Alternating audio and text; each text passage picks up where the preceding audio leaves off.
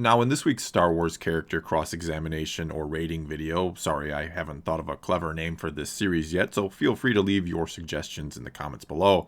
Anyway, this week we'll be taking a look at the character of Anakin Skywalker by reviewing the poll I put up several days ago, comparing the results to other characters we've done before, which at this point is just one other character, and then I'll be going through and reading and responding to some of the comments on the poll.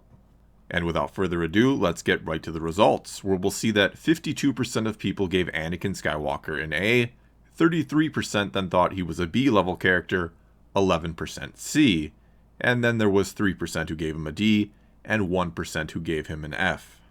And when we do some math here and consider an A a score of 5 and an F a score of 1, that means Anakin Skywalker ends up with an overall score of 4.32, which puts him into second place overall, again out of just two characters, and behind his Padawan Ahsoka Tano, a result that some might take issue with, while others will no doubt wholeheartedly agree with. As for my initial thoughts, maybe a little surprised. I thought he'd get closer to a 4.5 and be neck and neck with Ahsoka.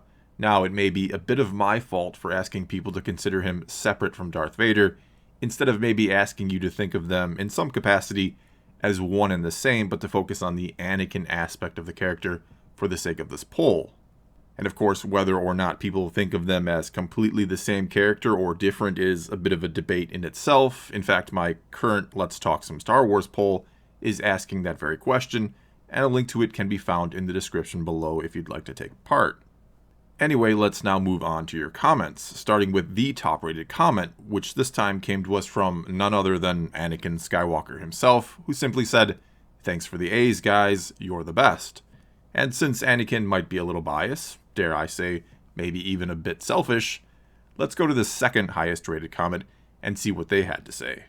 And that one came to us from Benost Poré, who said, "Anakin is an A-plus character and Hayden played him exactly as he was meant to be. The Clone Wars further fleshed out the character and added new dimensions to him." Okay, so my thoughts on that is Hayden played him pretty much how he should have played him. Sure, some of the dialogue is rough, and I mean really rough, which isn't Hayden's fault. But at the same time, he is a 19-year-old guy flirting with a girl for the first time in his life. Of course he's going to say some stupid stuff. Of course he's going to be way over the top. Because when you're that age and you fall in love for the first time, you're always positive it's the one. The first time you fall in love is, of course, going to be the last time you fall in love. That it's going to be fate or destiny, and it's the most epic thing imaginable when it happens. And that's exactly how Anakin treats it in Attack of the Clones. Well, maybe to a bit more of an extreme than most would. And I guess the real question is, why is the older, wiser, more experienced Padme falling for him? But that's a topic for another time, perhaps. Okay, next up here we have this comment from Silver Spires Plays, who said, "If we're talking Clone Wars, definitely an A. Otherwise, no higher than a C in my opinion. Clone Wars saved this character for me. It's not that the idea in the movies is bad, far from it, but the execution left a lot to be desired. To me, Matt Lanter is the definitive Anakin Skywalker." Next then we have this comment from Newbie Kanubi, who said, "Without the Clone Wars, I'd say C. However, with the Clone Wars, I'd say A. You can't visualize his relationship with Padme very well in the movies, plus the loss of Ahsoka adds another reason why he'd become disillusioned with the Jedi." We also had this comment from a random elite who said, "If movie version Anakin with his clunky dialogue but good story, I'd give him a C. If we're talking about the Clone Wars variant, I'd give him an A. Do I even need to make a case why I view him so highly? So I'll meet in the middle and give him a B." And there were many, many other comments that said essentially the same thing, that they thought he got a C in the prequels, and that he gets an A in the Clone Wars, which they then averaged out to give him a B. And the more I started to think about it while reading through the comments and realizing the many different ways people were going to judge or grade this character, the more I realized just how tricky it was. Because in all reality, you have so many different versions of him, or so many people who have played him, especially when you do consider Vader a part of Anakin. You've got Jake Lloyd in Episode 1, Hayden in Episode 2 and 3, Matt Lanter in the Clone Wars. Hell, you even have Matt Lucas, I believe his name was, in the original Clone Wars series. You've then got the combination of David Prowse and James Earl Jones in the original trilogy, and finally Sebastian Shaw, who played him briefly when the mask came off in Return of the Jedi, to say nothing of all the authors and creators who brought him to life in books, comics, games, and so on over the years. And so of all the characters in Star Wars, I think he's got to be the hardest to try and really grade or judge, if you indeed want to try and look at the largest view of the character possible, that is. Though I think most people mainly focused on the prequels and Clone Wars here, which is fine. Though there were also people who said they'd never seen Clone Wars, and gave reasons why they loved or hated the character just based off the prequels. In other words, I think we've got the hardest character to examine out of the way early. Okay, moving on here, we now have this comment from Andrew Stokes, who said, "You would no doubt be able to tell my opinion. It's an A because not only is he my favorite character, there is so much exposure to Anakin and his stories, be they light or dark, and almost all of them are compelling in their own way. My main reason, though, is how he and his motives are left so open to interpretation and the moral gray area in Star Wars because of his fall, and later on his redemption, and how he manages to divide people's viewpoints of him, that, and he's like us but not like us at the same time. He's constantly being touted as special, but we see him struggle to learn, his angst, his terrible romance abilities, not his fault, but still, his difficulties with authority, and his temptation. I feel the main reason people hate his character is because they relate to him more than they want to admit, and are comfortable with, so they accuse the writing of being bad as a cheap defense mechanism." Okay, great assessment, and I do think Anakin is the type of character that almost anyone can find something in or find something to relate to, and oftentimes it's the part of ourselves that we don't necessarily like. And I think wanting to be a good, kind, and noble person, yet fighting with that inner selfishness, is something almost all of us grapple with, because I truly believe most people want to be good. They want to think they'd be a Jedi if they lived in such a galaxy and had the Force. But at the same time, we are inherently selfish to some degree because we have to be. We do have to worry about our own well-being in order to just survive, and sometimes that means being very selfish in order to survive. And so Anakin is a great example of someone who does indeed want to be a good and self-sacrificing person who wants to do the right thing always, but he also wants to, well, do what he wants to do. He also has control issues. He wants to be able to make things the way he wants them, though usually with the best of intentions. Which is basically what Dude 4K says in his comment here, that he's my favorite character in fiction, and the most relatable guy to me because he makes the wrong choices for the best reasons, which is again what makes him such a good relatable character. He tries to do the right thing and oftentimes fails, just like many of us. Okay, next up here we have this comment from Joseph De Luna, who said, "Anakin Skywalker is arguably the most iconic character in cinema history. He and Vader are one and the same. His dark tendencies are shown in Revenge of the Sith and the Clone Wars multiple times. Anakin shows that even the best of us can fall the farthest, but we're never too far gone to return. He's been my hero since I first saw Revenge of the Sith in theaters at 6 years old." And that's really one of the things I love about the story of Anakin/Vader. He shows that it doesn't matter what you've done, there's always the chance to do the right thing or make the right choice, even though it doesn't mean you'll earn forgiveness from everyone. Because though we like to say Anakin or Vader is redeemed at the end of Return of the Jedi, it's only in the eyes of his son that he earns that redemption, which is really all that matters to him in those final moments. That, and that his daughter eventually hears what he did as well. That then kind of brings us to this comment from Red Kaio, who said, "I smell prequel bias in this poll. I like the ideas they were going for with Anakin, but the execution was objectively not great. When they came out, many movie critics and fans alike said that Anakin was one of the worst parts of the prequels. Apparently he randomly had dreams of Padme dying and was gullible enough to believe Palps could save Padme. Anakin learned the Jedi ways for years, but I guess hearing a vague bedtime story about a Sith is enough to get him to abandon all that and murder his fellow Jedi hero Mace Windu. Then immediately Palps openly admits he can't save Padme, and not only does Anakin not flip out and shout, 'I'm sorry, what?' But when Palps in the same breath asks Anakin to murder all the Jedi, including rooms full of defenseless crying children, Anakin just goes, 'You've got it.'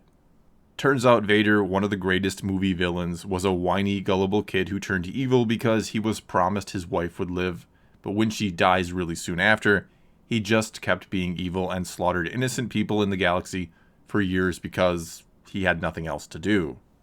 Once Palps admitted he couldn't save Padme, Anakin's turn was no longer believable, and once Padme was dead, him remaining evil is unbelievable. You can like Anakin, but if you gave his character more than a B, then I just don't think you're being that objective about it, which is fine too.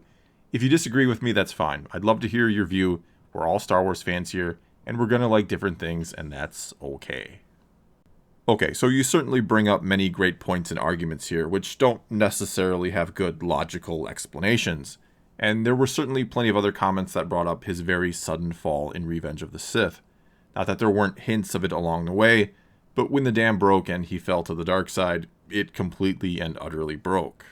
He chops off Windu's arm, essentially allowing Palpatine to kill Windu, and then he's suddenly all in with the dark side and ready to march on the Jedi Temple and kill all his former fellow Jedi, which I can certainly understand finding a bit odd, especially when Palpatine, moments later, confesses that, surprise, he can't actually save Padme, but together he's sure they'll figure it out eventually. Anyway, good answer or not, I've always kind of thought Anakin's fall was the literal version of what Yoda said in The Empire Strikes Back, that once you start down the dark path, forever will it dominate your destiny. And once Anakin basically gets Windu killed, I think he feels like he has no choice but to go all in, and when he embraces the dark side fully like that, it's over. It consumes him that quickly, and he can't see beyond the dark path he's now on. And the reason why I'm okay with that, when, yeah, it does feel very rushed, is it truly makes the dark side something the Jedi must always be mindful of. It makes it that damn dangerous, because it can fully take control of you that quickly if you're not careful. Revenge of the Sith shows us that the dark side is not something to be trifled with.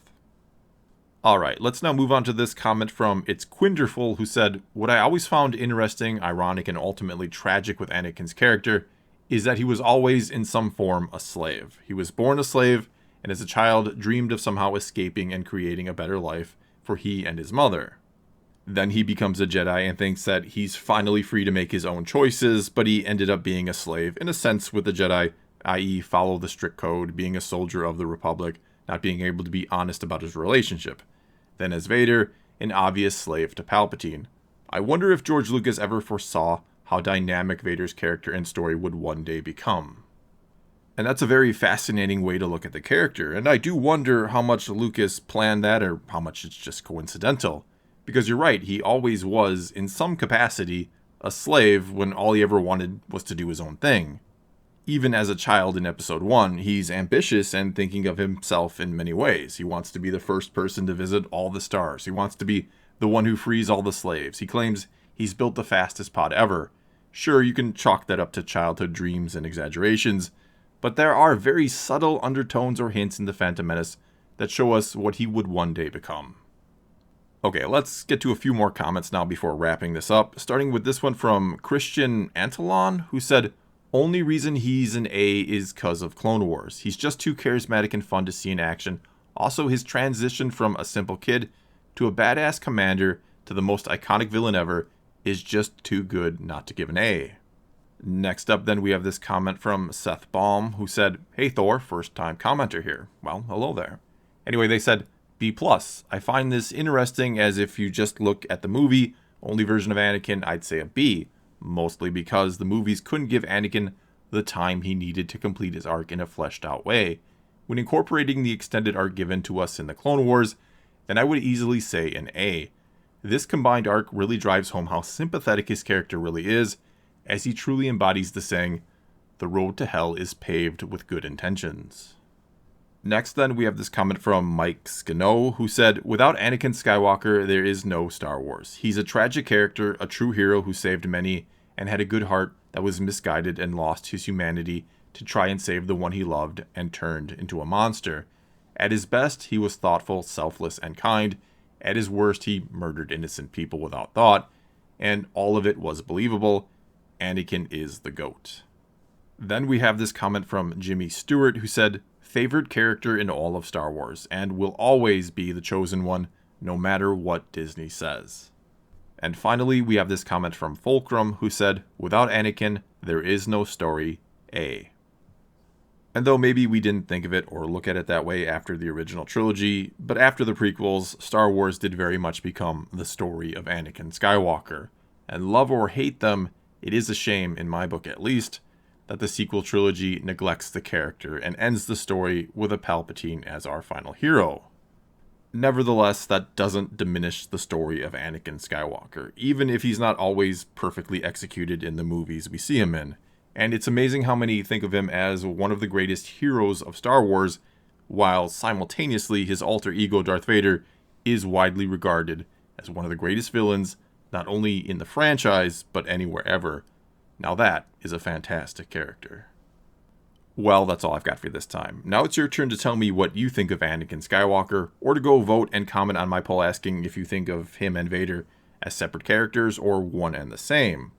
Or, of course, feel free to suggest what character we should do next in the series, or offer up a suggestion for the name of this series. And if you're going to suggest a character, please respond to the pinned comment below with just one character name, and try not to post one someone else already has, because the winner will be whatever single comment gets the most upvotes. Anyway, leave a comment somewhere, and let's talk some Star Wars. And until next time, thanks for watching.